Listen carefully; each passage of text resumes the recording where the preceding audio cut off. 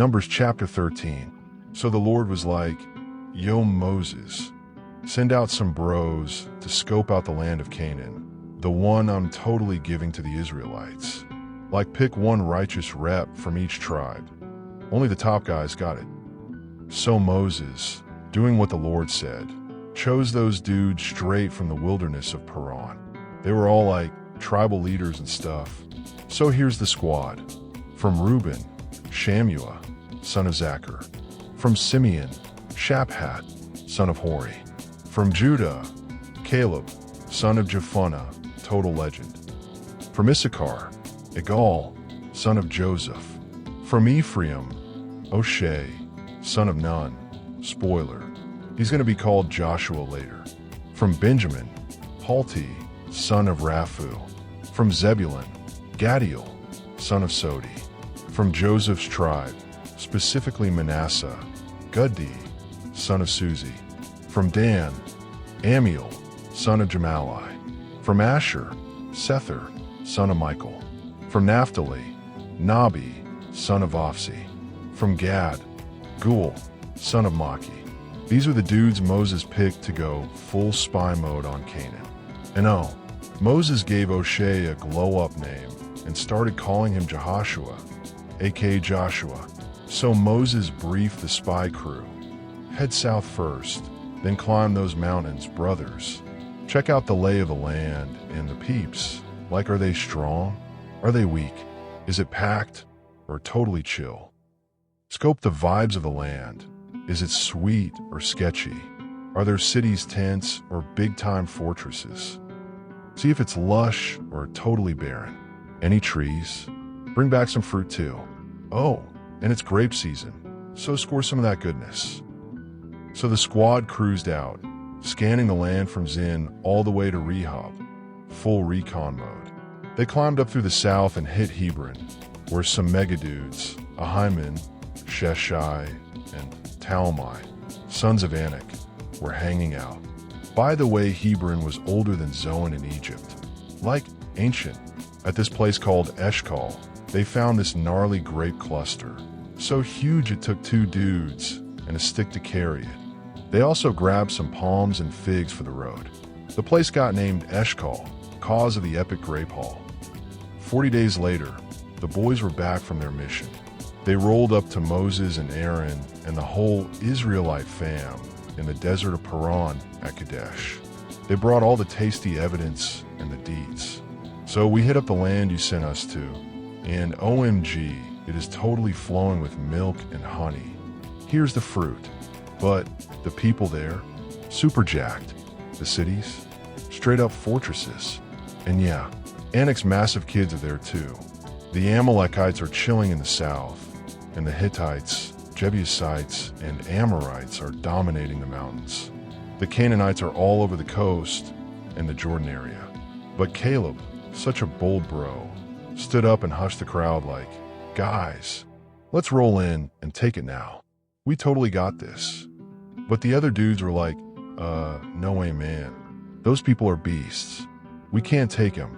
Then they spread the worst Yelp review ever of the land. That place devours anyone who tries to live there. And the people, all giants, man. We legit saw the Anak giants and felt like tiny little grasshoppers. And we're pretty sure that's how they saw us too. Total no-go. Numbers chapter 14. So everyone totally freaked out and cried all night. They were all, ugh, Moses and Aaron, why'd you bring us here? We should have just died in Egypt or something. Now we're going to get totally wiped out, and our families will be in danger. Wouldn't it be better to just go back to Egypt? They were like, let's pick a new leader and head back to Egypt, stat. Moses and Aaron just fell on their faces, totally overwhelmed by the drama. Joshua and Caleb, who had scoped out the land, tore their clothes in major distress. They were all, guys, the land we checked out is super awesome. If the Lord is into us, He'll totally bring us there. A land flowing with milk and honey. For real. Don't rebel against the Lord, and don't be scared of those people. They're toast, and we've got the Lord on our side. But the crowd was like, let's stone them. Then the Lord's glory showed up at the tent, big time. The Lord said to Moses, "How long will these people diss me? After all the signs, they still don't believe. I'm going to strike them down and start over with you, making a nation that's way more awesome." Moses was like, "But then the Egyptians will hear about it. They'll tell everyone that you were with us, seen face to face, and led us with a cloud and fire. If you wipe us out now, the nations will say, 'The Lord couldn't bring them into the land, so he killed them in the wilderness.' Please, Lord, show your strength, just like you said. You're patient and full of mercy, forgiving sins, but not letting the guilty slide, visiting iniquity to the third and fourth generation. Please forgive these people, like you've done since Egypt." The Lord said, "Okay, I've forgiven them as you asked. But as I live, the whole earth will be filled with my glory. These people saw my glory and miracles, but still tested me 10 times and didn't listen. They won't see the land I promised their ancestors. But Caleb, with his different spirit, will enter the land, and his descendants will inherit it. Now, turn around and head back into the wilderness toward the Red Sea." The Lord spoke to Moses and Aaron, saying, "How long will this wicked community grumble against me? I've heard their complaints. Tell them, 'As surely as I live, says the Lord, I'll do to you what you said. Your bodies will fall in this wilderness, all of you 20 years old and up who grumbled against me. Not one of you will enter the land I swore to give you, except Caleb and Joshua. But your little ones, who you said would be taken, I'll bring them in, and they'll know the land you rejected. But you, your bodies will fall in this wilderness. Your children will wander for 40 years, suffering for your unfaithfulness, until your bodies are gone. For each of the 40 days you explore the land, you'll suffer a year, 40 years total, for your sins. I, the Lord, have spoken. This evil community will die in the wilderness." The men Moses sent to explore the land, who returned and made the whole community grumble. Those men who spread the bad report died by a plague before the Lord. Only Joshua and Caleb survived among those who explored the land. When Moses told this to the Israelites, they mourned deeply. Early the next morning, they went up to the hill country, saying, "We're here and ready to go to the land the Lord promised. We've sinned." But Moses said, "Why are you disobeying the Lord's command? It won't succeed. Don't go up, because the Lord isn't with you. You'll be defeated by your enemies. The Amalekites and Canaanites are there, and you'll fall by the sword. You've turned away from the Lord, so he won't be with you." But they went up anyway, though Moses and the ark didn't leave the camp. Then the Amalekites and Canaanites who lived in that hill country came down, attacked them, and beat them all the way to Hormah. Numbers chapter 15. So the Lord totally spoke to Moses and was like, "Yo, tell the Israelites, when you finally cruise into the land I'm giving you to settle down in, and you want to bring some smoke and barbecue vibes to me, whether it's a burnt offering, a vow, or just a chill free-will gift during a sacred fest. The person bringing the goods has got to bring a grain snack too, like a tint of fine flour mixed with a splash of olive oil. And don't forget a little wine for the drink offering. Pair it with that lamb, duh. If you're going big with a ram, double the flour and toss in a third of a jug of oil. And serve up a third of wine too. It's all about that divine aroma, you know? And if you're going mega with a bull, for a vow or a peace offering to the Lord, bring 3 scoops of flour with half a jug of oil. Make it count, dude. And pour half a hin of wine to go with it. Fire plus flavor equals totally sweet vibes to the Lord. That's how you do it for every bull, ram, lamb, or baby goat.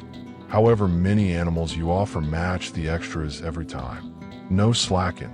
And this isn't just for the OG Israelites. Everyone born in the land does it this way to keep the sweet aroma tradition going. And if some outsider is hanging with you and they want to offer a tasty smelling fire gift to God, awesome. They got to do it just like you do. There's one system for everyone. forever. No VIP section here. Everyone's equal before the big guy. One law, one vibe, for the locals and the newcomers. Then the Lord was all, "Hey Moses, tell the squad, when you finally roll into the land I'm taking you to, and you're munching on the fresh bread from that blessed soil, don't forget to lift up a slice to the Lord from the first batch of dough, like a heavenly shout out from your oven to heaven." So like, from the very first bit of your dough, always give a little lift up gift to the Lord. It's a forever kind of thing for all your peeps. Now, if you totally spaced and didn't follow all the gnarly commands the Lord gave Moses, everything the big guy laid down since day one, and like forever after, then if y'all messed up by accident, like oops, no one even realized, the whole squad's got to bring one primo young bull for a burnt offering. Toss in the grain and wine too. Oh, and one goat, for the sin part, you know. Then the priest, he'll smooth it over with the Lord. Holy vibes only. And boom, the whole congregation gets forgiven, because they didn't mean to mess up. And yeah, even that chill foreigner camping out with you, forgiven too. Everybody gets a pass if it was just a brain fart. But if one solo dude messes up accidentally, he's got to bring a first-year girl goat to cover the sin. Okay? Then the priest works his God connection magic, makes atonement, and the Lord's like, "It's cool, bro, forgiven." So same rule for everyone, Israelite or outsider. If you mess up without realizing, one law, one love. But if someone straight up rebels and does their own thing on purpose, whether they're local or just vibing nearby, they're basically disrespecting God hard, and that's a no-go. That person is totally canceled because they blew off God's word. They got to carry that sin burden solo. Oof. So anyway, there was this one time in the desert, and someone was picking up sticks on the Sabbath. Not cool, dude. The people caught him mid-stick gather and brought him to Moses, Aaron, and the squad. And they were all, what do we even do with him? So they just held him in timeout. Then God was like, "This dude has got to be taken out of the camp and stoned by everyone." Whoa, serious vibes. And yeah, the crew did just that. Took him outside and rocked him, just like the Lord said. Then the Lord hit Moses with another sacred style tip. Tell the squad, add some rad fringes to the edges of your outfits. Generation after generation, always with a blue ribbon on the fringe. That fringe, it's not just fashion, it's your holy reminder. So you don't chase after your own heart and eyes like some rebellious surfer, just paddling into chaos. It's so you remember to vibe with my commandments and live holy lives, super tight with your God. I'm the Lord your God, the one who pulled you out of Egypt, remember? Yeah, I'm your God. No takesies backsies. Numbers chapter 16. So Korah, he's this dude from Levi's fam, right? Son of Izhar, grandson of Kohath. And he totally teamed up with Dathan and Abiram, those bros from Eliab's crew, and this other guy on from Reuben's tribe. They rallied a squad of 250 influential leaders, total VIPs in the Israelite crew, all famous and stuff. And they were all, "Yo, Moses and Aaron, you guys are doing too much. Everyone's holy, duh. And the Lord's chilling with us all. Why are you acting like you're better than the rest of us?" Moses, hearing that, totally face-planted like, "Not cool, bro." Then he was all, "Tomorrow, the Lord's gonna totally show who's on his guest list and who's the real holy dude. Whoever he picks, that's who gets to hang close. So, here's the plan. Grab your incense burners, you dudes from Korah's crew. Put some fire and incense in them, and we'll meet the Lord tomorrow. The Lord's gonna pick his fave. Spoiler alert, you guys are acting like you're all that, sons of Levi." Then Moses was like, "Guys, listen up. Isn't it enough that God picked you out of the whole crowd to work in his tent and be close to him? He brought you in, your whole fam too. And now you're thirsty for the priesthood? Like for real. You're not even beefing with Aaron. You're dissing the Lord himself, bro."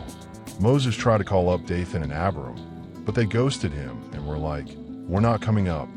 You dragged us out of a land flowing with milk and honey just to off us in the desert. And now you're flexing like you're king? You didn't even get us into that milk and honey paradise or hook us up with vineyards and property. What, you gonna blind these dudes now? Nope, still not coming. Moses was seriously ticked. He told God, please don't even look at their offering. I didn't take a single donkey from them or wrong them in any way. Then Moses said to Korah, tomorrow, you and your squad and Aaron show up at the Lord's tent. Bring your incense burners, light them up, and let's see who the Lord vibes with. So the dudes brought their censers, fired them up, and were chilling at the entrance of the tabernacle with Moses and Aaron. Korah had rallied the whole community against Moses and Aaron at the tent. And then, whoa, the glory of the Lord showed up for all to see. The Lord was like, Moses, Aaron, got a word. Step aside. I'm about to wipe him out in a flash. But Moses and Aaron face-planted again and were like, oh Lord, the God of every living thing.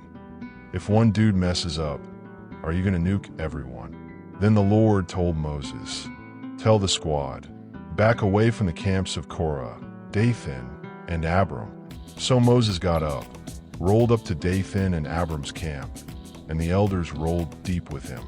Moses turned to the crowd and was like, guys, seriously, move away from the tents of these gnarly rebels. Don't even touch their stuff, or you might get wiped out with their sins. So the whole crew backed off from Korah, Dathan, and Abiram's tents. Then Dathan and Abiram popped out and stood all defiant with their wives and kids at the entrance.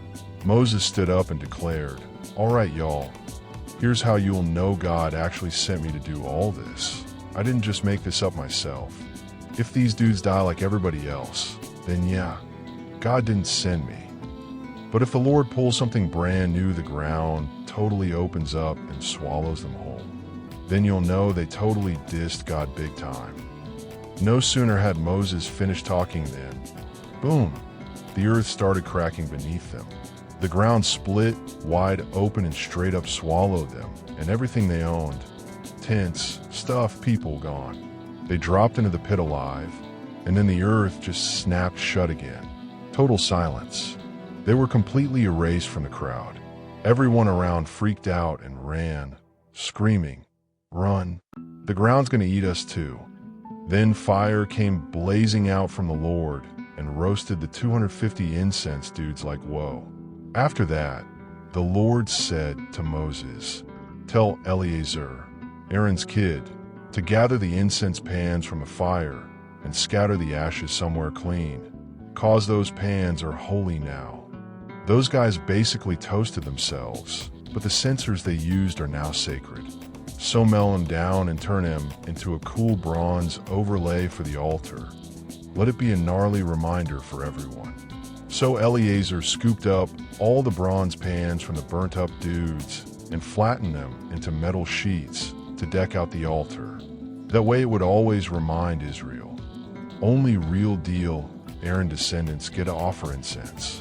No rando outsiders, or they'll end up just like Korah's crew, crispy and cursed. But the next day, the people were still complaining. They grumbled at Moses and Aaron, saying, you guys totally killed the Lord's people. And as the crowd turned angry again, they looked toward the tabernacle. Oh, cloud alert, the glory of the Lord showed up again. Moses and Aaron quickly walked toward it. Here we go again. Then the Lord told Moses, back off from the crowd. I'm about to wipe them all out. But Moses and Aaron just face-planted again. Moses shouted to Aaron, grab your censer, scoop some fire from the altar, toss on some incense, and get out there. Fast. God's wrath is already happening. The plague has started. Aaron didn't wait a second. He grabbed the gear, sprinted into the crowd, and, yep, plague confirmed. He lit the incense and started atoning hardcore. He literally stood between the dead and the still alive, and boom, the plague stopped.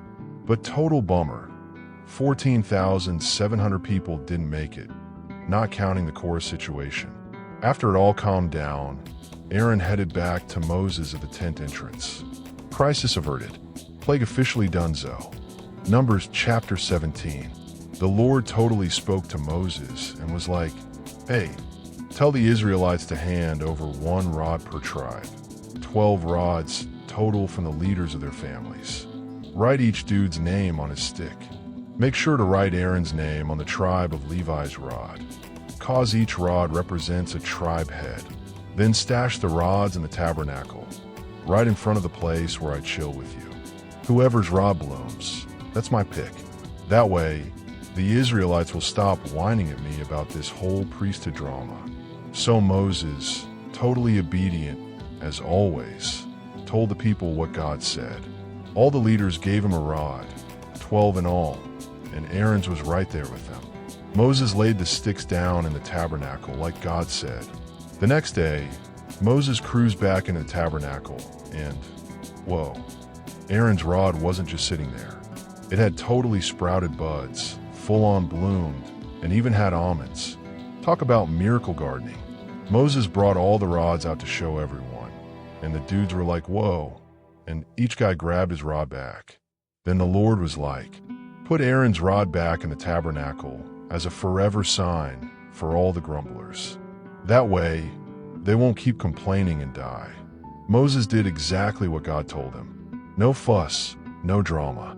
Then the Israelites were like, "Oh my gosh, we're so doomed. We're gonna die. Like, we're totally perishing over here. Anyone who even gets near the tabernacle dies. Are we all just gonna drop dead? Like, is that what's happening?" So, yeah, the people were seriously stressing, but the Lord just made it super clear who the chosen priest was. Aaron's staff literally bloomed snacks. Numbers chapter 18. The Lord was like, "Aaron, dude, you and your fam are going to carry the weight of keeping things righteous in the sanctuary. Like, you mess up the priesthood stuff, that's on you. Bring your Levite bros along too. They'll be your backup crew, helping out, but you and your sons still run the priest gig at the tabernacle. They'll guard everything, but tell them not to mess with the sacred gear or the altar, or boom, you're all toast. They'll serve with you, but outsiders? Yeah, keep them out of your holy zone. You've got to stay on top of the sanctuary and altar duties so my wrath doesn't go all wildfire on the Israelites again. Look, I'm giving you the Levites as a total gift, like they're my present to you for helping run my house. You and your sons, though, you're the VIP priests, full access behind the curtain. That's your gift job combo. Outsiders, no entry, or they're done for." Then the Lord told Aaron, "Hey, I'm also hooking you up with all the sacred offerings the Israelites give. It's your forever anointed privilege, yours and your sons. You get to eat the super holy stuff, grain offerings, sin offerings, guild offerings, all of it, bro. That's your sacred chow.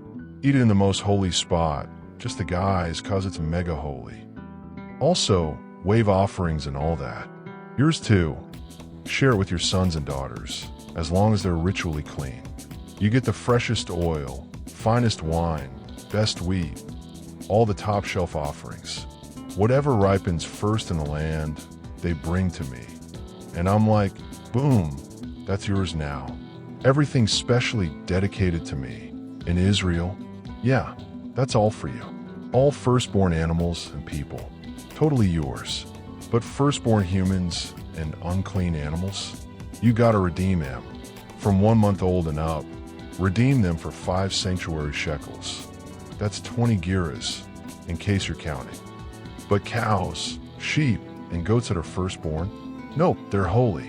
Offer them straight up, blood and all, as sweet-smelling offerings. The meat's yours too, like the wave breast and right thigh, priest perks. All the holy heave offerings are your family's forever. It's our salt covenant, unbreakable and eternal, dude. The Lord also said, Aaron, you're not getting land like the other tribes. I'm your inheritance, me bro. But the Levites, I'm giving them all the tithes from Israel in exchange for their service at the tabernacle. Tell the Israelites not to come near the tabernacle anymore unless they want to die. Only Levites serve there, and yeah, they carry the weight of responsibility. No land inheritance, though. Their inheritance is the tithes from the other Israelites. That's their blessing. Then the Lord told Moses, "Tell the Levites, when you get tithes from the people, offer up a tithe of the tithe to me." That's like giving back the best part, just like from a threshing floor or wine press. So yeah, you'll offer your portion to the Lord, and it goes to Aaron the priest. Always bring me the best part, the holy slice from your gifts.